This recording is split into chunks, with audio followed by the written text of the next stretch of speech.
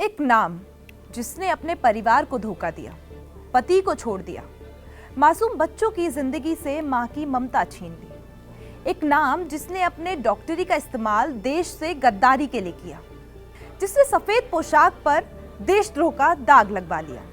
वो नाम है शाहीन सईद का। प्यार के पोस्टमार्टम में बात होगी आज उस महिला की जिसने ना सिर्फ अपनों को धोखा दिया, रिश्तों का कत्ल किया, बल्कि अपने देश के लिए भी घातक साबित हुई। लाल किला के पास हुई कार ब्लास्ट की मास्टरमाइंड बताई जा रही शाहीन, जिसके तार अब जैश-ए मोहम्मद की महिला विंग जमात उल मोमिनात से जुड़ रहे हैं। कैसे कानपुर से पढ़ी लिखी तेज तर्रार महिला के तार सीमा पार आतंकियों से जुड़ गए, बताएंगे सब कुछ इस वीडियो में। साल था 2003, जगह कानपुर का GSVM मेडिकल कॉलेज। यहीं से शुरू हुई थी शाहीन सईद की कहानी। एक होनहार, आत्मविश्वासी मेडिकल छात्रा। वो पढ़ाई में तेज थी, बातों में सधी हुई और धार्मिक बंदिशों के खिलाफ खुलकर बोलने वाली। इसी कॉलेज में उनकी मुलाकात हुई डॉक्टर जफर हयात से, जो उनके सीनियर थे।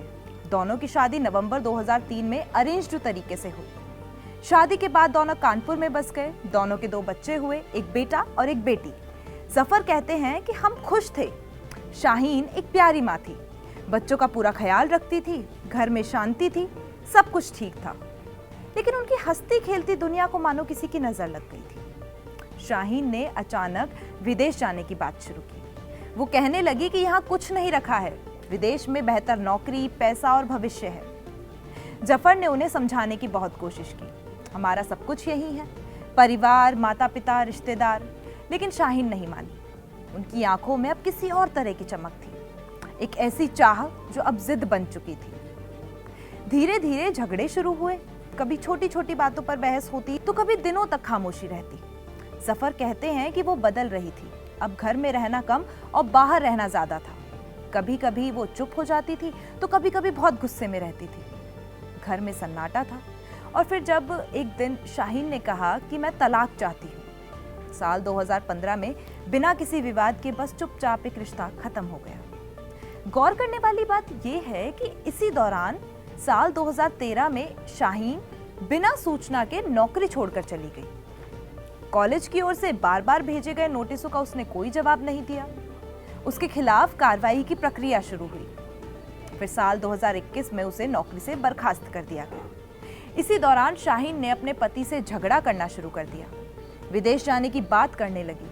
ये जानते हुए भी कि उसका पति विदेश नहीं जाना चाहता, उसने जानबूझकर लड़ाइयां शुरू की। तलाक के बाद शाहीन ने अल फलाह यूनिवर्सिटी फरीदाबाद में जॉब ज्वाइन की। अब उसकी जिंदगी फिर से पटरी पर आती दिख रही थी। लेकिन यही उनकी मुलाकात हुई डॉक्टर मुजम्मल अहमद गनाई से।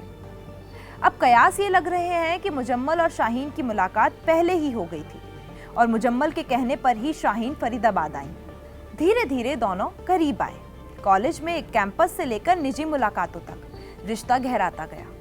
और यहीं से शाहीन की जिंदगी ने वह मोड़ ले लिया जिसने सब कुछ खत्म कर दिया। अब सवाल ये है कि शाहीन को विदेश जाने के बहाने अपने नेटवर्क से जोड़ा, तुर्की और अफगानिस्तान से हैंडलर से उसकी ऑनलाइन बातचीत करवाई, और क्या शाहीन का विदेश जाना ही कट्टरपंथ के रास्ते पर उसे ले गया? एक डॉक्टर, एक माँ, एक शिक्षिका, आतंक की मास्टरमाइंड आखिर कैसे बन गई? जब ये खबर शाहीन के एक्स हस्बैंड तक पहुंची तो वो हैरान रह गए। उन्होंने कहा, मुझे कभी शक नहीं हुआ कि वो ऐसा कर सकती है। तो सवाल ये उठता है कि क्या सचमुच विदेश जाने की चाह ही शाहीन की तबाही की वजह बनी, या फिर मुजम्मल जैसे लोग उसके जरिए एक बड़ी साजिश को अंजाम दे रहे थे? क्या शाहीन इस जाल में फंसी या उसने खुद ये रास्ता चुना? क्या शाहीन का ब्रेन वॉश किया गया? शाहीन अब सुरक्षा एजेंसियों की गिरफ्त में है, पर जो जिंदगी पीछे छूट गई अब वह सिर्फ राख बन चुकी है।